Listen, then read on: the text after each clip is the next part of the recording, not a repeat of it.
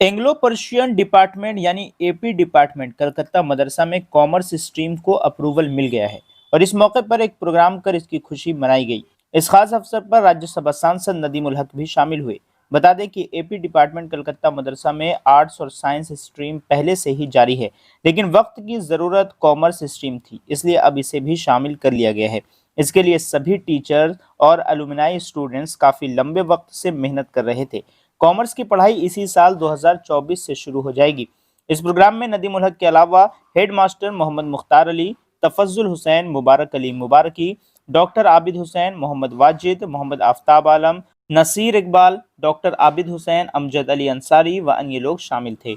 इस दौरान जब हमने सांसद नदीम उल हक से स्कूल के आसपास की गंदगी और बेवजह फुटपाथ कब्जे पर सवाल किया और स्कूल में पढ़ाई को लेकर जब हमने सवाल किया तो उन्होंने क्या कुछ कहा, आइए सुनते हैं।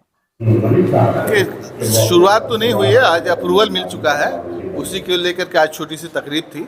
तो अमजद अली अंसारी साहब है, इनकी अनथक कोशिश और मेहनत की वजह से ये हुआ है।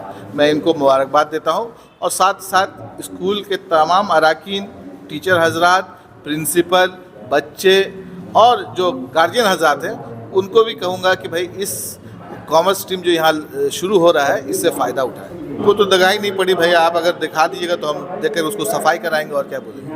नहीं, स्कूल के गेट के बाहर जिस तरह से वही तो मैं बोल रहा हूँ, हमको ऐसे ही आप जैसे गंदगी बोल रहे हैं तो कॉर्पोरेशन को खबर देंगे कि आकर के अपना कूड़ा गाड़ी लेकर के आएगा तो उठा के ले जाएगा।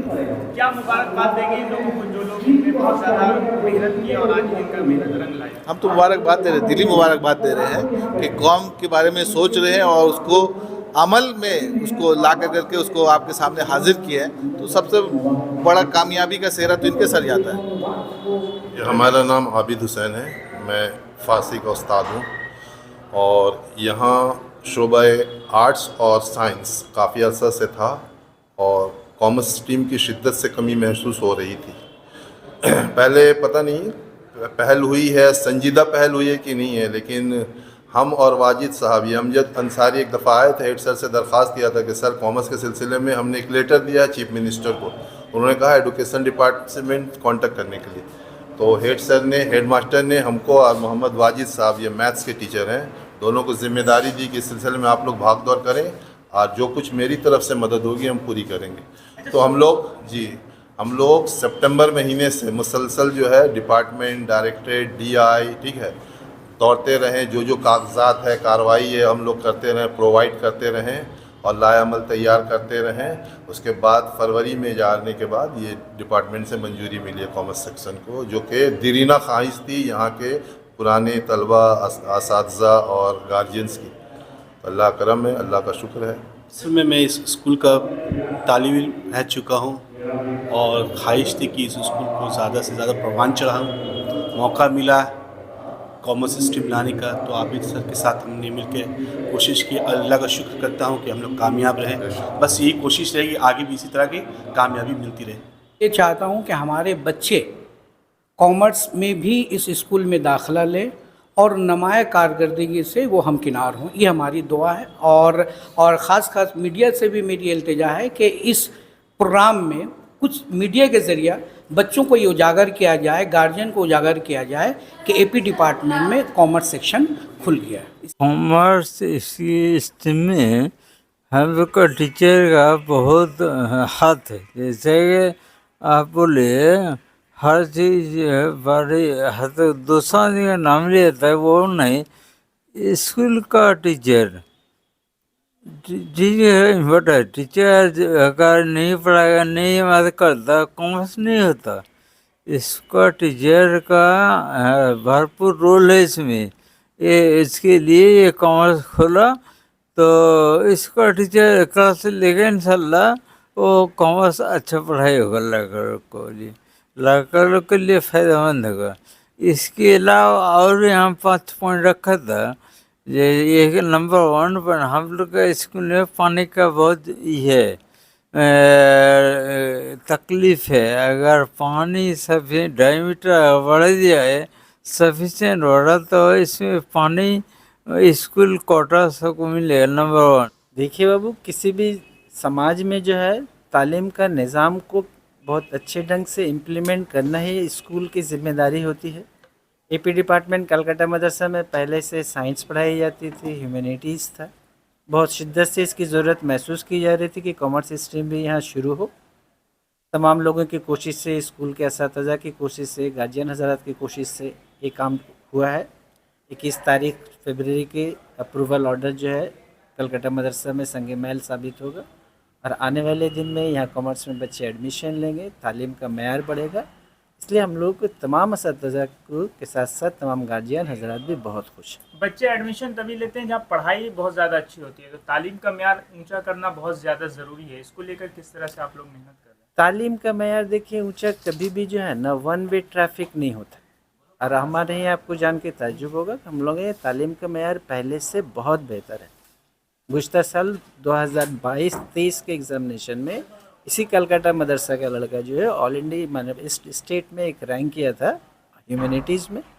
और यहाँ जितने दूसरे सब्जेक्ट्स में देखिए कि दूसरे स्कूलों के बनिस्बत यहाँ सब्जेक्ट्स में मार्किंग जो है बहुत अच्छी होती है। इसलिए हम लोग यहाँ लिमिटेड वसाइल होने के बावजूद भी हम लोग कोशिश करते हैं कि मेयार को बहुत अच्छे से पकड़ के रखें।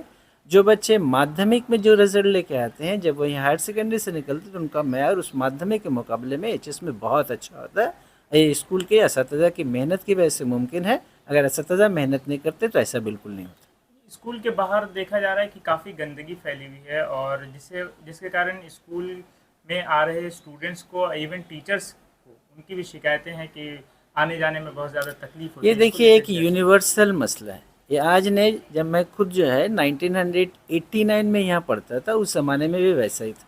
इसमें बहुत सारे सियासी वजह हैं, बहुत सारे लोकल मसाइल हैं। स्कूल एडमिनिस्ट्रेशन अपने तौर पे कोशिश करता है कि किसी हद तक जो है कम से कम आने जाने का रास्ता साफ़ सुथरा रहे। अब जो काम पुलिस का है वो तो स्कूल नहीं कर सकता ना। स्कूल अपने तौर पे कोशिश करता है, एडमिनिस्ट्रेशन को जो करना चाहिए किसी हद तक एडमिनिस्ट्रेशन भी करता है, लेकिन कुछ सियासी वजह है जिस वजह से स्कूल इस मामले में मज़ीद कुछ नहीं कर सकते।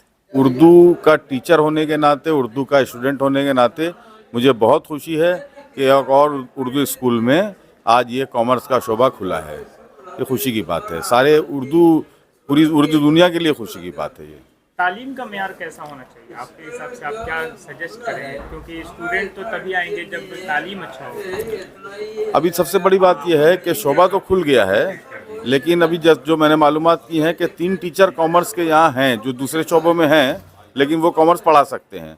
सिर्फ एक अकाउंटेंसी का टीचर नहीं है। तो स्कूल की तरफ से कोशिश की जाए और हम लोगों से जो बन पड़ेगा किया जाएगा, क्योंकि ये तो ऐसा है कि प्राइवेट टीचर यहाँ रखे नहीं जा सकते हैं।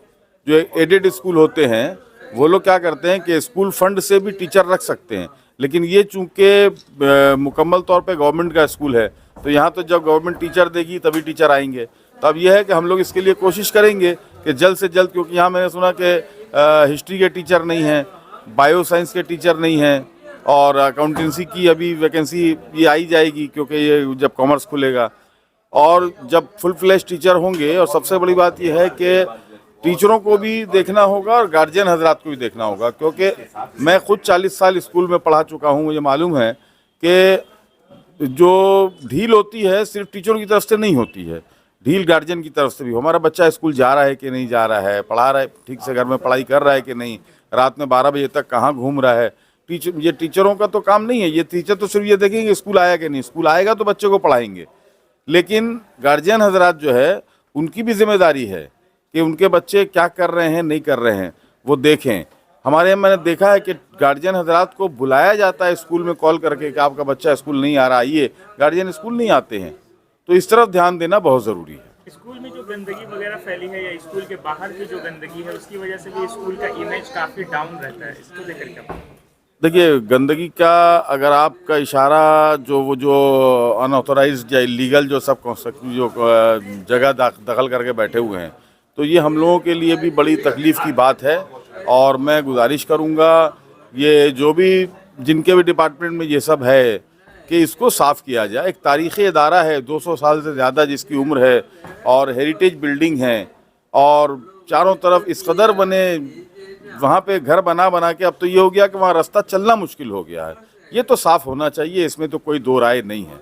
लेकिन पता नहीं क्यों हुकूमत भी इस तरफ ध्यान नहीं दे रही है, क्योंकि इससे पहले एक प्रेस कॉन्फ्रेंस हुई थी जिसमें ये जो सामने चर्च है उसके फादर थे एलियट हॉस्टल के सुपर थे, आलिया यूनिवर्सिटी की तरफ से भी लोग थे, लेकिन देखा कि फिर भी कुछ नहीं। मुस्लिम इंस्टीट्यूट के जनरल सेक्रेटरी थे, इन सबों ने बहुत चिट्ठियां लिखी हैं, लेकिन पुलिस वाले या कोई भी कॉर्पोरेशन वाले सुनते नहीं है। पता नहीं इसकी क्या बात है। ये होना बहुत ज़रूरी है, साफ़ होना चाहिए। आप अपना तारुफ बता दीजिए। मैं मुबारक अली मुबारकी, मैं खड़गपुर में अजीज़िया हाई स्कूल का मैं टीचर इंचार्ज था। 2020 में मैं रिटायर हो गया हूँ और अब बस समाजी काम करता हूँ और कुछ नहीं।